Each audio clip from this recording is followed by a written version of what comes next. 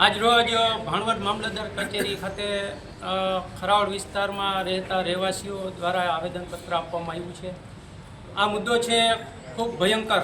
જે કૂતરાઓ છે જે શિકારી બની ચૂક્યા છે અને જે નાના બાળકોને ત્રાસ આપે છે. ને એક 6 મહિના પહેલાં એક બાળકીનું મૃત્યુ પામ્યું હતું આના કારણે, અને છેલ્લા 5 દિવસ પહેલાં પણ એક નાના બાળક 5 વર્ષના છોકરાનું મૃત્યુ પામ્યું કરડવાથી, અને 4 થી 5 બાળકો ગંભીર રીતે ઘાયલ થયા છે. અને આજુબાજુમાં ખેડૂતોને જે પશુ છે તેમને પણ ભયંકર રીતે પશુને ત્રાસ આપીને જે ઘાયલ કરવામાં આવે છે, અને જે વૃદ્ધો છે તેને પણ બહુ રીતે ભયંકર રીતે ત્રાસ આપી અને જે વૃદ્ધો ઘાયલ થાય છે. તો આ વહેલામાં વહેલી તકે અમે એવી રજૂઆત કરીએ છીએ તંત્રને કે વહેલામાં વહેલી તકે આનો કોઈ નિરાકરણ લાવી અને જે કૂતરાઓ છે તેને પકડવામાં આવે ને તંત્ર વહેલામાં વહેલી તકે આનું નિરાકરણ લાવે.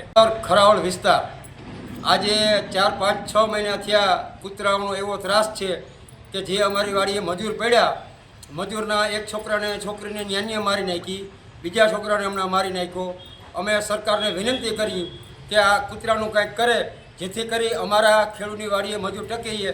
કાલની તારીખમાં અમારી વાડીએથી 20 મજૂર વયા ગયા, તો અમારે ખેતી કરાવવી કે નહીં પાસે કે આ બધા લોકો એમ કે ઘડકાયું છે કે નથી એ અમને કાંઈ ખબર નથી. બરાબર, વાછડા માર નાખે, મોટા માણસોને ગઈઢા માણસોને રંજાડ કરે છે કે જેથી કરી અમે આવેદનપત્ર દેવા આવ્યા મામલતદાર સાહેબને કે અમારી વહેલી તકે આનું નિવારણ આવે એવી અમે સરકાર પાસે વિનંતી કરી કે અમે કોઈ પાર્ટી કે કોઈ બાબત નથી, અમે એક ખેડૂત તરફથી આવ્યા હોય અને અમારો પ્રશ્ન સરકાર સાંભળે એ બદલ સરકારનો ખૂબ ખૂબ આભાર.